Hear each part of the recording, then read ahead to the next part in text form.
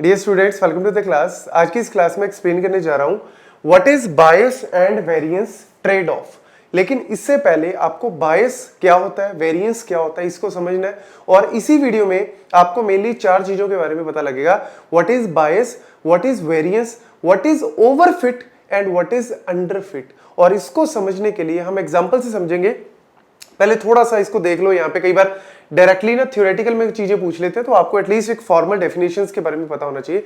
बायस क्या है? Bias refers to the errors due to overly simplistic assumptions in the learning algorithm. मतलब आपने एक लर्निंग, मशीन लर्निंग का एक मॉडल लिया और वो बहुत ही सिंपल लेवल का मॉडल लिया, और उस सिंपलिसिटी की वजह से क्या हुआ कि वो जो बेसिक पैटर्न था वो समझ नहीं पाया, और मॉडल जो है वो गलत तरीके से आपको एरर दे रहा है।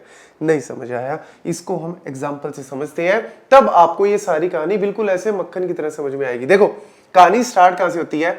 हमारे पास क्या होता है? एक मशीन लर्निंग मॉडल होता है। क्या होता है? एक मशीन लर्निंग मॉडल, जिसको हम MLM बोल सकते हैं। मतलब मशीन लर्निंग मॉडल कोई भी हो सकता है। जैसे हम लोगों ने लीनियर रिग्रेशन यूज किया, लॉजिस्टिक रिग्रेशन यूज किया, डिसीजन ट्री यूज किया, बहुत सारे आपके एल्गोरिदम्स हैं।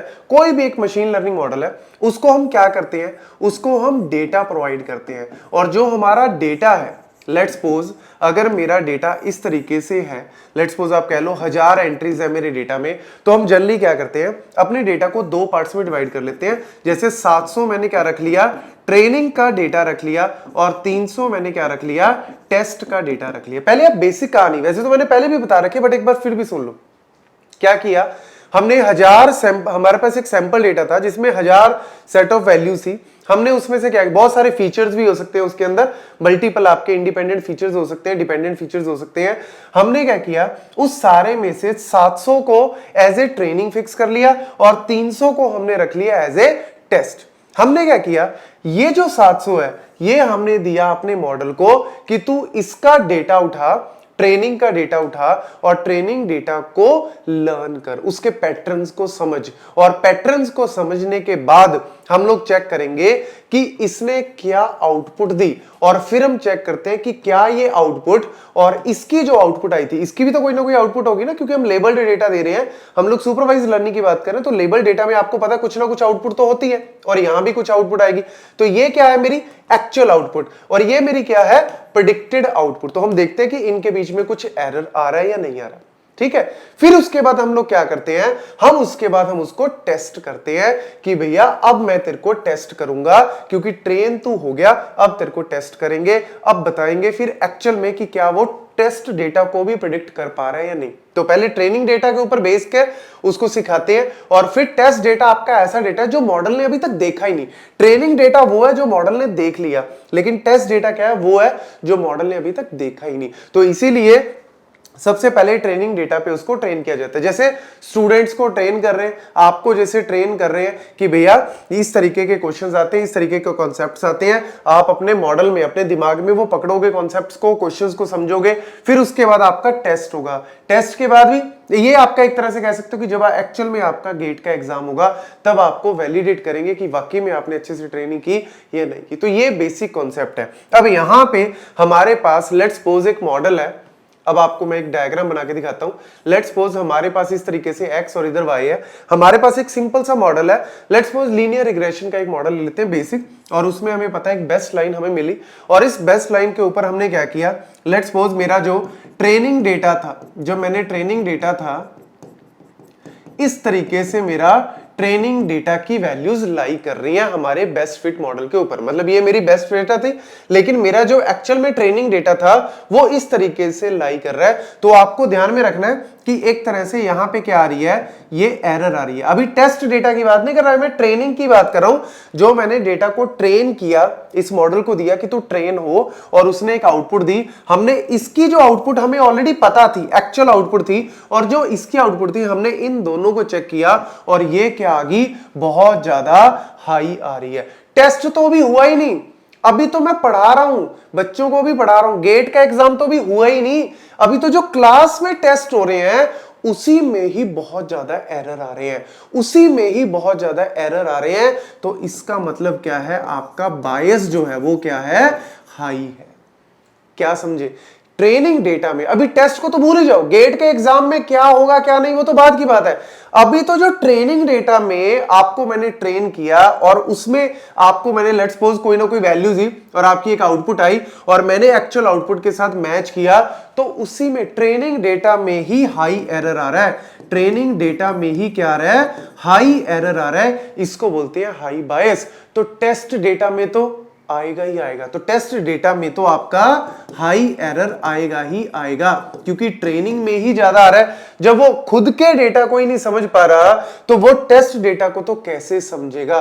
तो आपके दिमाग में ये भी आ सकता है कि सर क्या पता टेस्ट में कम हो, हो सकता है, लेकिन अभी फिलहाल जो आपका ट्रेनिंग के केस में ही अगर आप गलतियां कर रहे हो तो मैं टेस्ट वाला एक तरह से आपको दूंगा ही नहीं, मैं बोलूंगा भैया पहले ट्रेनिंग अच्छे से करो। तो इसको बोलते हैं हाई बायस वाला केस। और इस हाई बायस वाले केस में क्या समझे कि मेरा ट्रेनिंग एरर बहुत ज्यादा आ रहा है, और लेट्स सपोज टेस्ट वाला डेटा अगर मैं इस तरीके से कुछ ले भी लूं, टेस्ट वाला डेटा अगर मैं इस तरीके से कुछ ले भी लूं तब भी उससे कोई फर्क नहीं पड़ता, क्योंकि मेरा ट्रेनिंग में ही इतनी ज्यादा एरर आ गई। इसको बोलते हैं हाई बायस। और ये एक्चुअल में मॉडल क्या कहलाता है, ये मॉडल कहलाता है अंडरफिट। क्या मॉडल कहलाता है, अंडरफिट। तो आपसे अगर पूछ ले what is a underfit model, ऐसा मॉडल जो ट्रेनिंग में ही फुस हो गया, टेस्टिंग की तो बाद की बात है, ट्रेनिंग में ही क्या हो गया, फुस हो गया, this is called the underfit model. और इसमें आपकी यही कहानी मैंने मेंशन की है। What is the bias, bias always deal with the training data, high bias when the model is too simple, underfit the data, समझ ही नहीं पा रहा वो डेटा के पैटर्न को, this means the model does not capture the important pattern. ये कहानी लिखी है। Low bias means when the model is sufficiently, अभी लो बायस पे आएंगे, अभी तो सिर्फ मैंने हाई बायस को एक्सप्लेन कर दिया आपको इस एग्जांपल से, इस डायग्राम से। अभी हम इसी पे ही रहेंगे। अब हम पढ़ रहे हैं जी वेरिएंस। वेरिएंस क्या है, variance refers to the errors due to the model sensitivity to small fluctuations in the training. मुझे नहीं समझ आई सर क्या है वेरिएंस। वेरिएंस को मैं एक सिंपल सी डेफिनेशन समझाता हूं, आपके एग्जाम वाले ही ले लेते हैं। अभी गेट एग्जाम में तो एक्चुअल में तो टेस्ट अभी आपका होना है गेट का, मैंने आपका ट्रेनिंग टाइम पे एक टेस्ट लिया और उसमें एरर आई आपकी लेट्स सपोज 20, और जब आपका एक्चुअल में हुआ, मैं क्या बोल रहा हूं ध्यान से सुनना, ट्रेनिंग डेटा पे जब मैंने मॉडल को ट्रेन किया तो उस टाइम पे लेट्स सपोज मेरी एरर आई कितनी, 20। और जब मैंने इसी डेटा मतलब इसी मॉडल को जब मैंने टेस्ट डेटा दिया कि भैया ट्रेनिंग टाइम पे तो ठीक है तेरी 20 आ रही है, जब टेस्ट डेटा दिया तो मेरी वहां पे एरर हो गई 90। What is the difference, 70। तो यानी वेरिएंस क्या है, हाई। टेस्ट डेटा में बहुत ज्यादा वेरिएंस आ रही है, बहुत ज्यादा हाई आ रहा है, this is called a high variance. तो ये चीज भी आपकी गड़बड़ है, वेरिएंस भी आपका कम होना चाहिए। टेस्ट डेटा में जो एरर आ रही है और मतलब ट्रेनिंग डेटा में जो पहले एरर आ रही है और टेस्ट डेटा में ज्यादा डिफरेंस नहीं होना चाहिए, this is called a variance. अभी हम बैक जाते हैं अपने इसी डायग्राम पे। तो आपका हाई बायस मतलब ट्रेनिंग में ही फेल हो गया, टेस्ट की तो हम बात ही नहीं कर रहे। तो यहां पे अगर आपसे पूछ ले कि सर ठीक है हाई बायस हमें समझ में आ गया कि ट्रेनिंग डेटा में बहुत ज्यादा एरर है, what about variance, test data का क्या बना। तो यार टेस्ट डेटा में लो भी हो सकती है हाई भी, वैसे तो हाई वेरिएंस के ही चांसेस है क्योंकि आपका ट्रेनिंग डेटा में इतना हाई एरर आ रहा है, तो टेस्ट डेटा जब आप दोगे तो ऑब्वियसली और ज्यादा ही हाई रहेगा। लेकिन इसमें कोई आप लो भी कह सकते हो हाई भी कह सकते हो, दोनों केस बनते हैं। मेजरली प्रोबेबिलिटी हाई रहने की, वेरिएंस हाई रहने की ज्यादा है, वेरिएंस हाई रहने की ही ज्यादा प्रोबेबिलिटी है। एक और केस बनाते हैं, लेट्स सपोज मैंने यहां पे x और ये y, और लेट्स सपोज मैंने इस तरीके से कोई मॉडल लिया polynomial, let's suppose polynomial regression ले लिया, थोड़ा कॉम्प्लेक्स मॉडल लिया। जब मैंने थोड़ा कॉम्प्लेक्स मॉडल लिया कि मेरे पैटर्न्स को अच्छे से समझ भैया, सारी चीजों को अच्छे से समझ, तो उसने क्या किया, इतने अच्छे से समझ लिया हमारे ट्रेनिंग डेटा को, इतने अच्छे से हमारे ट्रेनिंग डेटा को समझा कि मैंने जब अपने मॉडल को ट्रेन डेटा दिया तो उसने ऐसा ट्रेन मतलब यहां पे मैंने ये वाला जो वही वाला ट्रेन डेटा दिया इस वाले मॉडल को, और इसने जब आउटपुट दी, ये आउटपुट और इसकी एक्चुअल आउटपुट में कोई एरर ही नहीं है, कोई डिफरेंस नहीं है। देख लो सारे ट्रेनिंग के पॉइंट्स बिल्कुल इसी लाइन के ऊपर आ रहे हैं। यानी आप कह सकते हो कि ट्रेनिंग की जो एरर है, ट्रेनिंग की जो एरर है वो एक तरह से ऑलमोस्ट जीरो के बराबर है, ऑलमोस्ट जीरो के बराबर, बहुत कम आ रही है आपकी ट्रेनिंग एरर, ऑलमोस्ट जीरो के बराबर आ रही है। इसको बोलते हैं हम लो बायस। क्या बोलते हैं जी, लो बायस। यही हम चाहते हैं, यही हम चाहते हैं कि लो बायस आए। लेकिन लो बायस भी एक प्रॉब्लम क्रिएट कर सकता है कि एग्जैक्ट अगर आपकी ट्रेनिंग में 0 ही एरर आ रहे हैं, इसको बोलते हैं हम ओवरफिट। क्या बोलते हैं? Overfit model. क्यों? क्योंकि आपने, ठीक है, हम मान लिया कि हमारा ट्रेनिंग में तो बहुत कम एरर आ रहा है, मेरे मॉडल ने अच्छे से सीख लिया, लेकिन जब आपने इसको टेस्ट डेटा दिया ना, तो टेस्ट डेटा में आपकी वैल्यूज आई इस तरीके से, आपकी वैल्यूज टेस्ट डेटा में आई इस तरीके से। तो ट्रेनिंग में तो एरर आई 0, जब आपने टेस्ट किया तो आपकी एरर जो है वो बहुत ज्यादा हाई आ रही है। ट्रेनिंग में तो एरर आई 0 ऑलमोस्ट, लेकिन जब आपने उसको मतलब एग्जाम में, जब हमने क्लासेस में एग्जाम लिए, क्लासेस में जब आपके टेस्ट लिए, तो आपके आए 100 में से 100 नंबर, 100 में से 98, 99, और जब एक्चुअल में गेट का एग्जाम हुआ तो उस टाइम पे आपका स्कोर रह गया लेट्स सपोज 30, 40, 50, यानी आपका डिफरेंस बहुत ज्यादा आ रहा है। इसको बोलते हैं क्या? इसको बोलते हैं हम ओवरफिट। तो ओवरफिट भी मेरी प्रॉब्लम क्रिएट कर रहा है, क्योंकि बायस तो लो आ गया, लेकिन वेरिएंस क्या है मेरा? हाई आ गया। तो ये भी मॉडल मेरा नहीं चाहिए, ये भी नहीं चाहिए, हाई बायस वाला और हाई वेरिएंस वाला भी नहीं चाहिए। तो फिर चाहिए क्या सर? चाहिए हमें इस तरीके का एक मॉडल। लेट्स सपोज मैं यहां पे बना देता हूं, इधर ही बना देता हूं ताकि एक ही पेज पे आ जाएगा सारा। लेट्स सपोज हमें इस तरीके का एक मॉडल चाहिए। मैंने फॉर एग्जांपल कोई कर्व्ड, या मैंने कोई इस तरीके से कोई रिग्रेशन लिया, रिग्रेशन मॉडल लिया, और उसमें जब ट्रेनिंग डेटा किया, तो ट्रेनिंग डेटा में मेरा इस तरीके से इसने कैप्चर किया पूरे डेटा को, पूरे पैटर्न को, और जब मैंने टेस्ट किया तो उस टाइम पे भी मेरा इस तरीके से इसने कुछ काइंड ऑफ डेटा जो है वो कैप्चर किया। तो ट्रेनिंग डेटा में भी मेरी एरर कम आ रही है, 0 नहीं आ रही या बहुत ज्यादा नहीं आ रही, मीडियम लेवल में कम आ रही है, जिसको मैं कह सकता हूं कि लो बायस मेरा आ रहा है। और जब मैंने इसको टेस्ट किया तो टेस्ट में भी मेरा लो वेरिएंस आ रहा है। अगर इस तरीके का आ जाए, थोड़े बहुत एरर चल सकते हैं, इतने एरर्स आपके एक्चुअल प्रेडिक्शन एरर से इतने एरर चल सकते हैं, बट बायस भी आपका कम है, वेरिएंस भी आपका कम है। इसको बोलते हैं जनरलाइज्ड मॉडल, ना ओवरफिट है ना अंडरफिट है, generalized model. This is what we want. तो आप इसको ऐसे कह सकते हो कि आपने फॉर एग्जांपल क्लास टेस्ट में, इसको आप ऐसे समझ सकते हो कि जब आपका क्लास में टेस्ट हुआ तो आपके उस टाइम पे मार्क्स आए 90, और जब आपका एक्चुअल में गेट का एग्जाम हुआ तो उस टाइम पे आपके मार्क्स लगे लेट्स से 20, ठीक है। मतलब जब ट्रेनिंग हुई तो आपका इतना बेस्ट आंसर आया, लेकिन जब एक्चुअल में टेस्ट हुआ तो इतना रह गया। इसको बोलते हैं क्या?